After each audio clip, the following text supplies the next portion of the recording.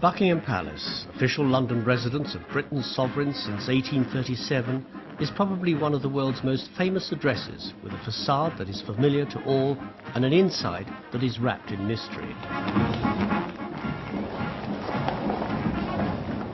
Its quadrangle and grand entrance is the ceremonial centrepiece for the nation's welcome, be it to kings, queens, presidents or diplomats.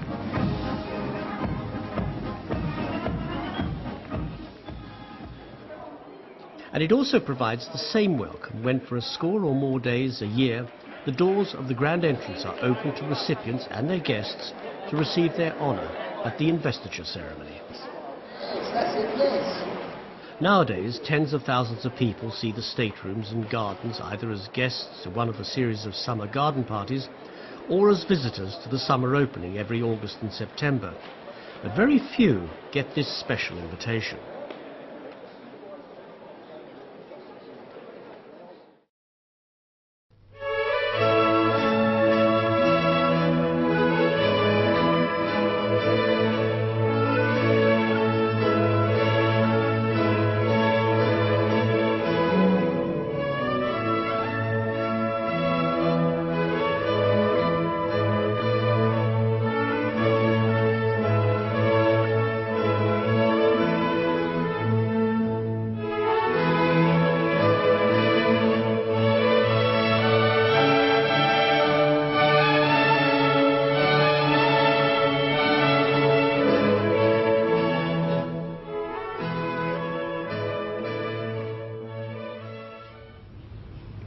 At 8 o'clock in the morning, London is already alive to another working day.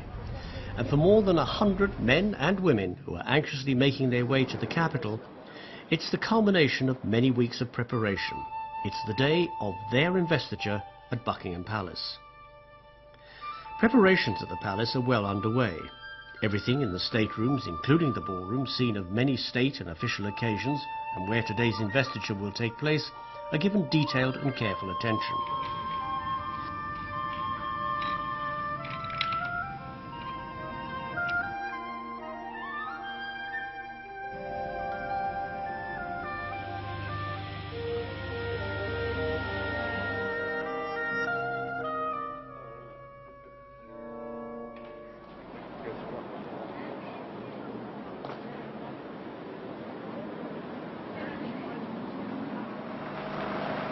More than 20 investitures are held at Buckingham Palace each year, in the spring, the summer and the autumn.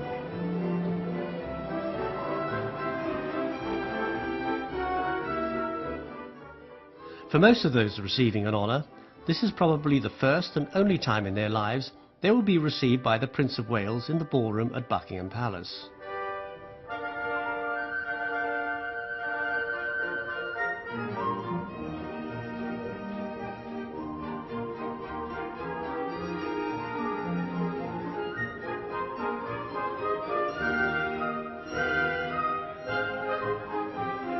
The honours system and the concept of the investiture as we know it today is relatively new, given that the history of the monarchy spans over 1,000 years.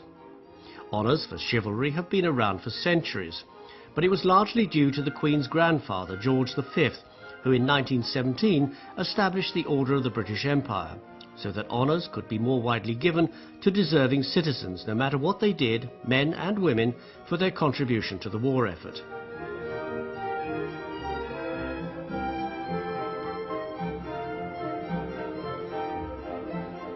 With the ending of the First World War and the armistice in 1918, the King extended the range of recipients to include those from the world of science, the arts and literature, as well as the voluntary and charitable sectors.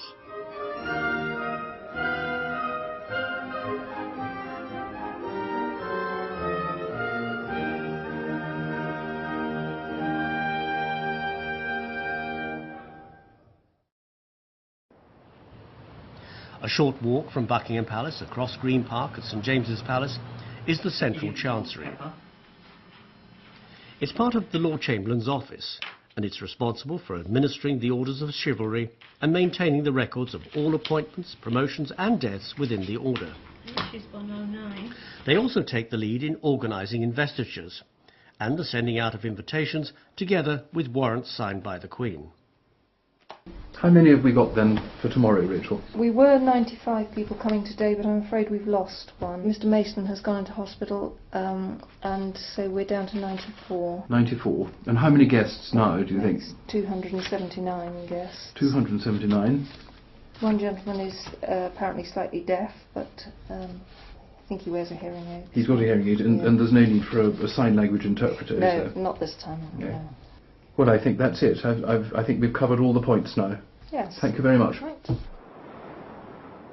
Following the compilation of the New Year's and Queen's Birthday Honours lists, the details of the awards are first checked against the records held by the Central Chancery before being sent for publication in the London Gazette.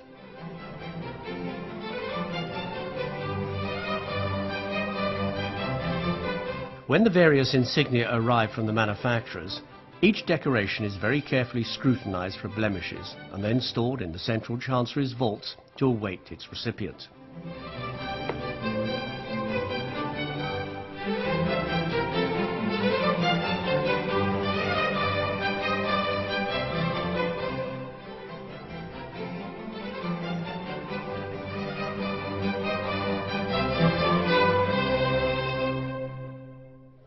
The investiture is a very special occasion, and each recipient will take away an impression of magnificent sights and sounds that will be long remembered and talked about.